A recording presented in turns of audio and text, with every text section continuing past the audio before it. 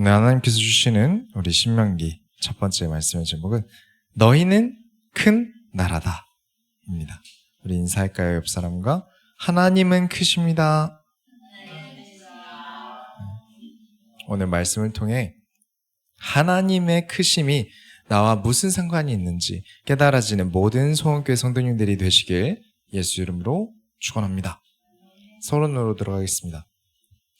이제 이 신명기는 모세의 마지막 이야기예요. 이제 드디어 신명기로 들어갑니다. 그동안 모세오경을 하나씩 살펴보면서 많은 걸 배웠어요. 그중 핵심만 추려보면 그렇습니다. 창세기에서는 인간은 하나님과 함께 해야만 하는 존재다. 그렇게 창조되었다. 마이크가 딱딱하다고 마이크로 못을 박으면 마이크는 고장나고, 프라이팬이 튼튼하다고 해서 프라이팬으로 땅을 파면 코팅이 다 벗겨져서 사용될 수 없듯이 모든 것은 만든 이의 용도와 그에 맞는 사용 방법이 존재하죠. 우리 인간은 하나님과 함께 하도록 만들어졌어요. 하나님이 그렇게 만드셨어요. 이유 불문하고 그렇게 만들어졌으니 내가 만들어진 의도에서 벗어나서 내 마음대로 살면 고장납니다. 창조된 대로 올바르게 살아가면 어떻게 되는지, 내 마음대로 하나님과 벗어나서 살면 얼마나 고장나는지 창세기에서 아담부터 요셉까지 일부러 어떤 집단이 아니라 개인들을 들어서 한 명 한 명 꼽아서 보여주신 거예요. 하나님께서 너희를 그렇게 만드셨다. 출애굽기에서는 하나님의 명령에 순종해야 한다. 너희는 제사장 나라가 되어라. 사람이 이끄는 나라가 아니라 하나님께서 이끄시는 나라가 되어야 한다. 레위기에서는 예배에 대해 가르쳐 주셨어요. 도대체 제사가 무엇인가? 하나님과 가까이 해야 한다. 제사를 드리는 가장 큰 이유는 너희가 하나님과 가까이 해야 한다. 하나님께서는 자신에게 가까이 나오는 자를 기뻐하신다. 예배를 통해 하나님을 가까이 하고 하나님을 사랑하는 사람을 하나님께서 사랑하신다. 그리고 하나님과 가까이 하는 자들은 하나님의 옷이다. 하나님께 부끄럽지 않은 옷이 되어야 한다. 민수기는 우리는 하나님과 가까이 하지 않으면 망한다. 우리는 무조건 하나님과 가까이 해야 한다. 우리의 생존 방식은 겸손이고 우리의 승리 방식은 하나님과 가까워지는 것이다. 여기까지 오셨어요. 그리고 우리가 이제 신명기로 들어갑니다. 신명기는 조금 특별한 상황에서 기록된 책이에요. 왜냐하면 모세가 이제 곧 하나님의 부르심을 받을 걸 알고 있거든요. 우리 민수기에서 보았죠. 하나님께서 모세를 가나안 땅으로 보내지 않으시기로 하셨어요. 여러분이라면 건강한 몸을 가지고 있는데 곧 죽는다는 걸 알게 되면 뭐부터 하시겠어요? 곧 죽어요. 정리해야 될 것들, 만나야 할 사람들, 또 하고 싶었던 것들이 떠오르겠죠. 어디 여행을 가본다던가 내 자산이 어떻게 되었는지 좀 확인을 해보고, 나에게 남은 시간이 없다는 생각을 하면 마음이 분주해질 거예요. 그런데 모세는요, 자신에게 남은 짧은 시간 동안 말씀을 다시 정리합니다. 그게 신명기예요. 신명기는 모세의 마지막 말입니다. 딱 한 달 정도 사이에 기록된 이 말씀은 모세의 마지막 사역이에요. 모세는 단지 자신의 인생을 정리하는 게 아니라 다음 세대를 위해 말씀을 기록합니다. 가나안 땅에 직접 들어가진 못하지만 그 땅에 들어갈 자녀 세대들에게 너희가 가나안에 드려야 할 예배는 이렇다. 너희가 그곳에서 지켜야 할 것은 이것이다. 이 말씀을 절대 잊지 말아라. 계속 반복해서 강조하는 거예요. 신명기의 원래 히브리어 이름은 말씀들이라는 뜻입니다. 1장 1절에 모세가 선포한 말씀들에서 따온 거예요. 보통 신명기라고 하면 사람들이 새로울 신자를 써서 새로운 명령을 줬다라고 생각하기 쉬워요. 근데 사실 여기 신자는 되풀이할 신이에요. 신명기는 되풀이된 명령입니다. 새롭게 주신 명령이 아니라 이미 주셨던 율법과 말씀을 다시 한번 확실하게 심어주기 위해서 쓴 책이에요. 죽기 전까지 말씀을 붙들고 자기 유익이 아닌 사역에 전념한 사람이 모세였습니다. 이렇게 생각하면 정말 대단한 지도자 아닙니까? 신명기에서 하나님은 앞으로의 세대, 미래를 바라보며 교회를 어떻게 세워야 하는지를 말씀하십니다. 모세는 죽는 그 순간까지도 사역을 멈추지 않았어요. 그들을 목자 없는 양처럼 두어서는 안 된다. 크리스찬은 그래야 됩니다. 우리가 지난주에 이야기 나눴죠? 하나님은 어떤 사람을 좋아하시는지 우리가 성경을 보면서 눈치를 채야 돼요. 하나님께서는 책임감 있는 사람을 좋아하십니다. 그래서 하나님께서 모세를 얼마나 아끼셨는지 민수기를 통해서 보았어요. 모세가 자신의 인생을 마무리하면서 모든 하나님의 백성들에게 전달한 말씀입니다. 이는 당시 이스라엘 백성뿐만 아니라 하나님의 백성인 우리에게도 모세가 전달하고 싶던 하나님의 언약이에요. 모세가 곧 자신이 죽으면서 저와 여러분에게 남기고 싶던 말이 무엇인지 확인해 가면서 우리도 모세처럼 끝까지 하나님 나라를 위해 걸어가는 모든 소원교회 성도님들이 되시길 예수 이름으로 축원합니다. 본론으로 들어가겠습니다. 하나님과 함께하고 있는가? 신명기 1장부터 4장은 모세의 과거 회상이에요. 그 모든 과거 회상씬을 우리가 지금 다 볼 수는 없고요. 우리가 지나왔으니까. 모세가 어떤 감정이었을까요? 그때 당시에 모세는 어떤 감정으로 이스라엘 백성들을 이끌었을까요? 그걸 한번 보겠습니다. 1장 9절에 보면 그때 내가 너희에게 말하여 이르기를 나는 홀로 너희의 짐을 질 수 없도다. 모세가 이렇게 얘기를 해요. 나 너무 힘들었다. 그때 혼자 어떻게든 이스라엘 백성들을 이끌어내서 홍해 밖까지는 나왔는데 이 백성들은 숫자가 많고 통솔도 안 되어서 너무 힘들었다. 12절에 그런즉 나 홀로 어찌 능히 너희의 괴로운 일과 너희의 힘겨운 일과 너희의 다투는 일을 담당할 수 있으랴. 혼자 감당할 수 없었다. 그래서 했던 게 무엇이었냐면 1000부장, 100부장, 50부장을 세운 거예요. 이게 뭔지는 꼭 다 알 필요는 없고 모세가 지도자들을 세운다. 사람을 세워서 일을 하기 시작합니다. 일을 나눠 가져요. 교회는 절대 혼자 운영하는 게 아닙니다. 너희는 제사장 나라가 되어라. 교회가 되는 거예요. 목사님은 뭐 일도 안 하는데 목사님이 다 알아서 고치고 관리하고 하시면 되지. 그렇지 않아요. 신약에서도 성도들을 만나고 말씀을 전하는 일을 위해서 집사라는 직분을 세웁니다. 마찬가지예요. 교회는 목사 혼자 모든 것을 짊어질 수 없어요. 가능은 하죠. 목사 혼자 짊어질 수 있어요. 그러나 그렇게 운영되는 교회가 건강한 교회는 아니에요. 아니 목사님 저희가 돈도 벌고 교회도 해야 됩니까? 그래서 자원하는 게 중요하다 말씀을 드리는 거예요. 절대 교회를 억지로 하셔서는 안 됩니다. 억지로 사람을 세워서는 안 됩니다. 기쁨으로 자원하는 것이 중요해요. 교회의 일을 하셔서는 안 됩니다. 교회에서 활동이 기쁨이셔야 돼요. 그리고 하나님 나라의 일은 모든 사람에게 주어진 명령이에요. 너, 나 할 거 없이 모두가 하나님 나라 일을 각자가 맡은 자리에서 이루어 나가는 거예요. 그래서 너희는 제사장 나라가 되라. 그리고 아까 창세기를 통해 말씀드렸죠. 만들어진 의도대로 사용되지 않으면 고장납니다. 교회는 원래 모두가 함께 이루어 나가도록 만들어진 거예요. 그렇게 만들어진 걸 어쩌겠습니까? 그래서 중요한 게 작은 헌신이라도 해야 된다는 겁니다. 정말 작은 것. 교회 일의 10,000분의 1 정도의 일이라도 내가 교회 일을 덜어주는 것. 그렇게 교회를 조금씩 우리가 짊어지는 거예요. 사람들이 뭔가 교회에서 헌신하라는 말을 들으면 부담을 갖는 게 큰 일을 해야 되는 것 같고 큰 헌금을 해야 된다고 느끼는데 절대 아닙니다. 예수님이 가르치신 헌신도 작은 일부터예요. 정말 누구나 할 수 있고 아무나 할 수 있고 크게 힘들지 않은 일부터. 이 교회를 함께 짊어진다는 게 너무 중요한 게 1장 37절 보면 여호와께서 너희 때문에 내게도 진노하사 이르시되 너도 그리로 들어가지 못하리라. 모세가 말합니다. 너희 때문에 나까지 저 가나안 땅에 들어갈 수 없게 되었다라고 말해요. 모세 마음이 어떻겠습니까? 혼자 진짜 열심히 했는데 혼자 절대 안 틀리고 악하게 하지도 않았는데.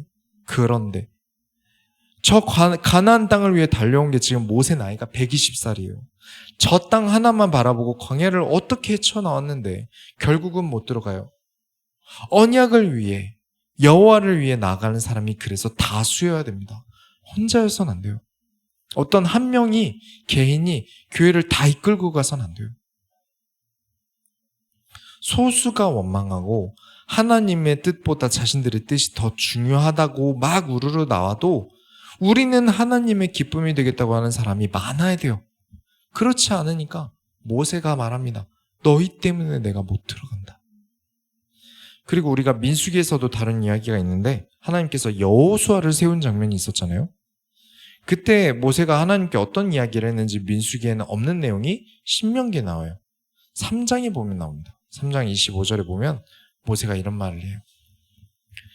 구하옵나니 나를 건너가게 하사 요단 저쪽에 있는 아름다운 땅, 아름다운 산과 레바논을 보게 하옵소서 하되, 한번 말씀을 드렸어요. 못 간다는 이야기를 들었지만 그래도 가게 해주세요라고 부탁했어요. 얼마나 가고 싶었겠습니까? 저도 저 가나안 땅 들어가고 싶어요. 모세가 간절히 바랬던 것을, 모세의 잘못이 아닌데 백성들이 사람들을 선동해서 하나님께 반역한 탓 때문에 모세까지도 들어가지 못해요. 그러면 하나님께서 불쌍해서라도 모세의 이야기를 들어주실 만하잖아요. 그런데 26절에 여호와께서 너희 때문에 내게 진노하사 내 말을 듣지 아니하시고, 하나님께서 모세의 말을 들어주지 않으세요. 이유는 너희 때문에, 모세 때문이 아니라. 이어서 읽으면 내게 이르시기를 그만해도 족하니 이 일로 다시 내게 말하지 말라. 다시는 말하지 마라. 이 마음에 비수가 꽂히지 않습니까? 뭔가 은장도 하나가 쑥 들어갔다 나오는 느낌이에요. 제가 이렇게 하나님께 말을 들으면 너무 서운할 것 같아요. 내가 죽도록 평생을 달려온 목표가 있는데 그 목표 바로 앞에서 하나님께서 나에게 너는 그 목표 이룰 수 없어. 그리고 이루게 해달라고 나한테 이제 말하지 마. 마음의 상처가 엄청날 것 같아요. 신명기는 한 달 동안 쓰여졌습니다. 그러니까 이렇게 너 가나안 땅 못 들어가라는 말을 듣고 한 달 후에 모세는 죽어요. 죽음도 받아들이기에 너무 급박해요. 한 달밖에 안 되잖아요. 한 달이라는 시간밖에 남지 않았어요. 거기다 너무나 들어가고 싶던 가나안 땅이 눈앞에 보이는데도 하나님께서도 못 들어간다고 못 박으시길 다시는 이 일로 나한테 말하지 말라. 너무 좌절스러운 순간이에요. 삶도 목적도 이제 내가 뭐 때문에 이렇게 고생했지? 내가 왜 이렇게 열심히 해왔지? 라고 생각이 들만한 상황이에요. 그렇다면 단 한 달만이라도 나를 위해 내 마음대로 살만 하잖아요. 못 먹어본 거 좀 먹어보려고 하고, 욕심도 내고, 가지고 싶었던 것도 가지고, 입고 싶었던 옷도 입어보고, 그런다 한다 하고 누가 모세를 비난하겠습니까? 그렇게 고생하다가 평생을 가나안 땅 가려고 고생하다가 이제 한 달 내 마음대로 좀 살아보겠다는데 누가 그걸 비난할 수 있겠어요? 그런데 모세가 남은 한 달을 어떻게 시작하는지 보세요. 4장 1절에 이스라엘아, 이제 내가 너희에게 가르치는 규례와 법도를 듣고 준행하라. 그리하면 너희가 살 것이요 너희 조상의 하나님 여호와께서 너희에게 주시는 땅에 들어가서 그것을 얻게 되리라. 이제 한 달밖에 생명이 남지 않았는데 이제부터 너희를 가르치겠다. 내 남은 한 달 동안 끝까지 사명을 완주하려고 합니다. 남은 한 달 동안 어떻게든 이스라엘 백성들이 규례와 법도를 지킬 수 있도록 가르치기를 시작해요. 저와 여러분에게 이 모세 오경은 이렇게 넘어온 거예요. 한 사람의 인생을 갈아가면서 쓰여져서 지금 우리에게까지 넘어온 거예요. 우리는 이런 모세와 같은 믿음의 영웅들을 닮아가야 합니다. 당장 이렇게 되자는 게 아니에요. 저도 당장 될 수 있을지 없을지 몰라요. 모세도 뭐 처음부터 이렇게 본이 되는 인물이었냐? 그건 또 아닌 거 우리 다 확인했잖아요. 처음부터 그렇게 믿음이 좋은 사람이었다? 아니었던 걸 우리는 확인했습니다. 출애굽기 때. 노래를 배운다고 하면 내가 좋아하는 가수를 따라하게 되잖아요. 내가 좋아한다고 바로 그 가수처럼 부를 수 있는 것도 아니고요. 우리가 성경의 믿음의 영웅들처럼 되려고 해야 되는 게 맞아요. 당장 안 되지만 조금씩 올바르게 닮아가려고 노력해야 됩니다. 그래서 우리가 모세를 통해 배울 수 있는 게 무엇이냐? 모세는 끝까지 하나님 나라의 일을 위해 인생을 다해 수고하는 모습을 신명기 말씀을 통해서 우리가 계속 닮아가야겠습니다. 자, 우리의 생존 전략이 무엇이죠? 겸손이다. 내가 잘난 맛에 내 마음대로 살아가는 게 아니라 겸손히 하나님의 말씀에 순종하며 하나님을 따라가는 것이 겸손입니다. 4절에 오직 너희의 하나님 여호와께 붙어 떠나지 않은 너희는 오늘까지 다 생존하였느니라. 겸손하여 생존하였습니다. 우리의 생존 전략은 겸손이다. 오직 하나님께 붙어 떠나지 않은 너희만 살아남았다. 앞으로도 그래야 된다. 민수기에서 수많은 사람들이 엄청나게 죽어나갔어요. 이런 부정적인 장면들을 어떻게든 곱게 부담 안 가게 설명해 본다고 저도 엄청 고생했는데 듣는 여러분들도 고생이 많으셨을 거예요.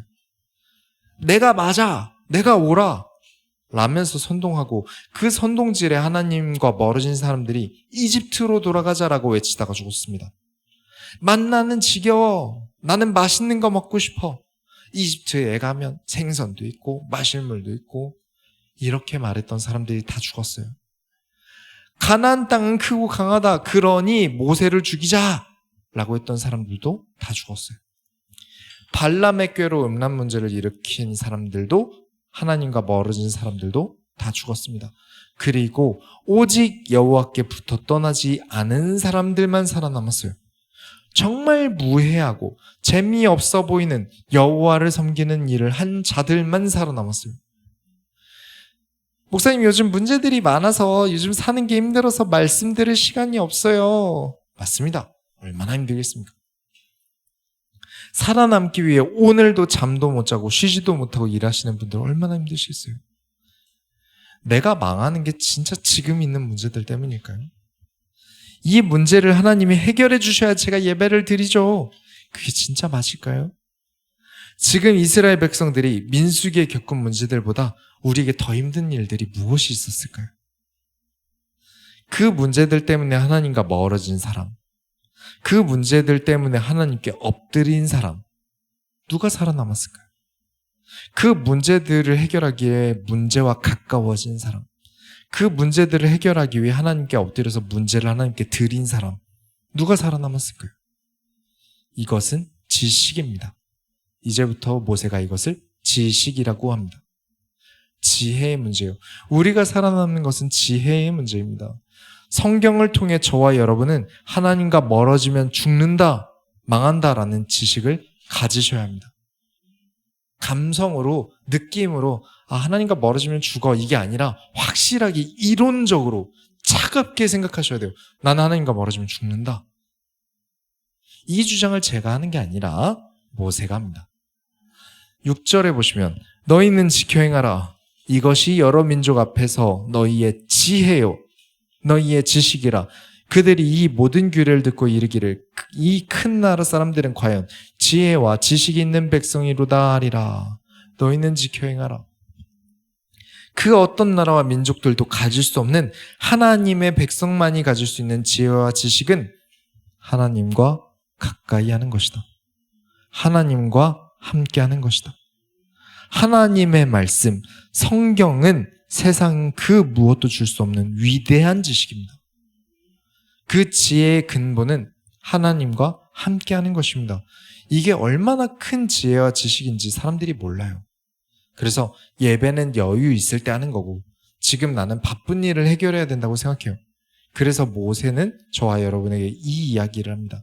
7절부터 8절에 우리 하나님 여호와께서 우리가 그에게 기도할 때마다 우리에게 가까이 하심과 같이 그 신이 가까이함을 얻은 큰 나라가 어디 있느냐? 오늘 내가 너희에게 선포하는 이 율법과 같이 그 규례와 법도가 공의로운 큰 나라가 어디 있느냐? 아직 이스라엘은 땅도 없어요. 땅이 없는 나라가 무슨 나라입니까? 그런데 모세의 나라의 크기 기준은 땅이 아니었던 거예요. 큰 군사력을 가진 게 아니었던 거예요. 크신 하나님과 함께하는 나라가 크다. 하나님께 붙어 살아가는 자들은 큰 백성이다. 하나님 나라를 유업으로 받을 것이다.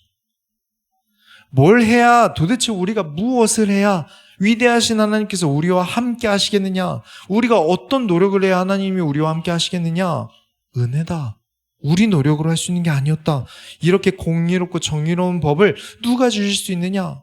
우리가 커서, 우리가 대단해서, 우리가 뭔가 대단한 것을 해서가 아니라 하나님께서 크시기에 나는 큰 존재입니다. 하나님이 없으면 나는 작은 존재예요. 나에게서 하나님이 작아 보일수록 나는 작은 존재예요. 지식도 지혜도 없는 존재예요. 그러나 내가 하나님과 가까이 할 때 나는 큰 나라다. 하나님이 함께하지 않는 교회, 하나님의 말씀인 성경을 가르치지 않는 교회는 작은 교회입니다.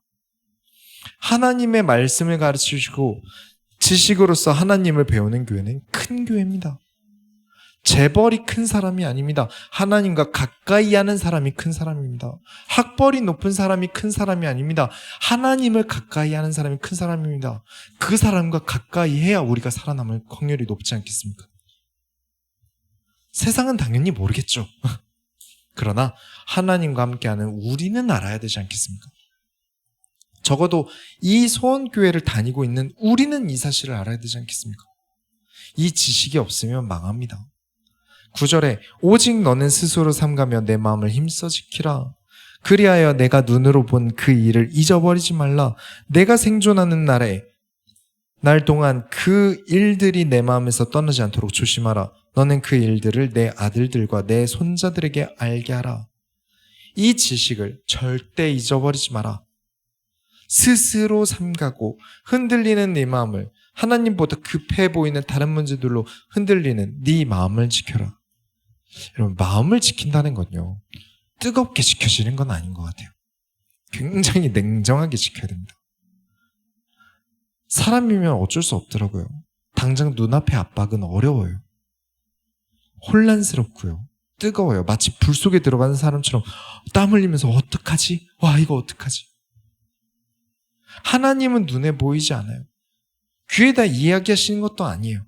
그런데 내 앞에 와 있는 문제는 당장 눈에 보이잖아요. 당장의 압박이 있어요. 그래서 다들 급한 문제부터 해결하려고 하는데 하나님은 보이지 않으니까 하나님은 당연히 뒷전이죠. 그러니 아무리 말씀으로 들었다고 한들 어떻게 흔들리지 않겠어요? 그래서 지식으로 가지고 계셔야 됩니다. 감정으로 가지고 계시면 안 돼요. 우리는 지식을 가지고 있습니다. 세상이 절대 가르쳐줄 수 없는 지식이에요.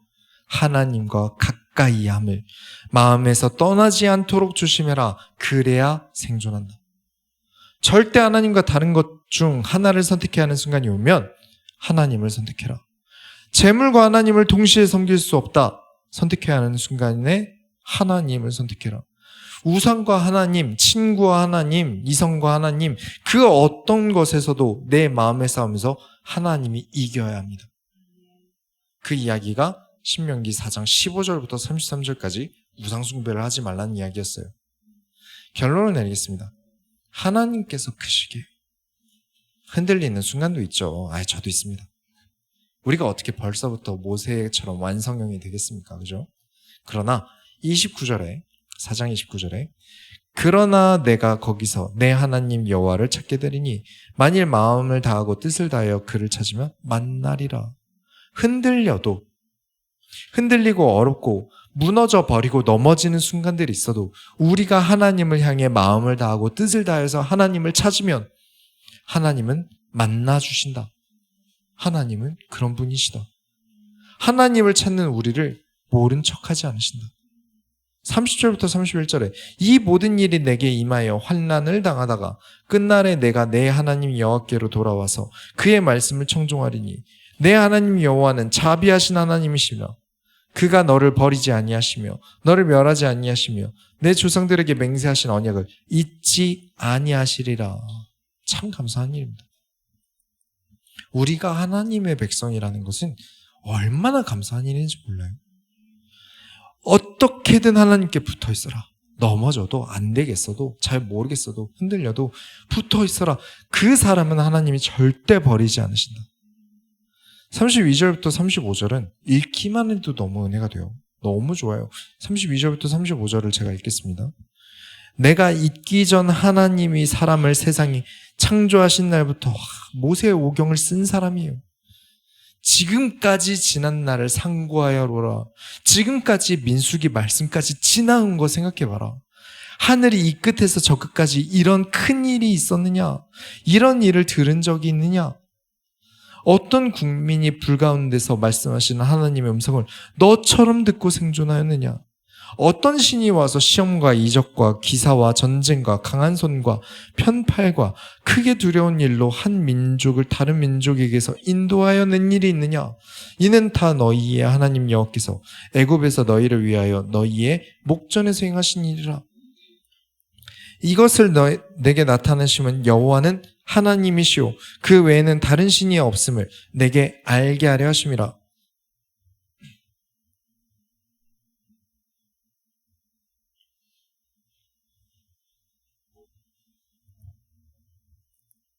하나님이 크지 않은 사람들에게는 이 말씀이 감동이 없을 거예요. 아직 지식이 없거든요. 그런갑다. 읽으면서 그런가 보다. 아직 살아남아 보지 못했어요. 하나님과 함께함으로. 그래서 하나님께서 나와 함께 하신다라는 말이 그렇게 와닿지 않을 거예요. 하나님이 나와 또 멀거든요. 하나님이 나에게서 작아 보이거든요. 그래서 창세기, 출애굽기, 레위기, 민수기 다 지나는 동안 또 까먹을 이스라엘 백성들과 우리를 위해 신명기에서 다시 이야기를 시작합니다. 하나님은 크시다. 너희는 하나님과 가까이 해야 한다. 계속해서 한 주간 하나님이 얼마나 크신지 확인하는 모든 손교 성도님들이 되시길 예수 이름으로 축원합니다. 하나님 감사합니다. 우리가 하나님이 원하시는 대로 하나님의 뜻대로 살아감이 가장 큰 이유는 하나님께서 크시기 때문임을, 우리의 존재가 하나님의 크심 가운데 있지 않으면 살아남을 수 없음을 한 주간 깨달아지게 하여 주옵소서. 살아계신 예수 그리스도의 이름으로 기도드렸습니다. 아멘.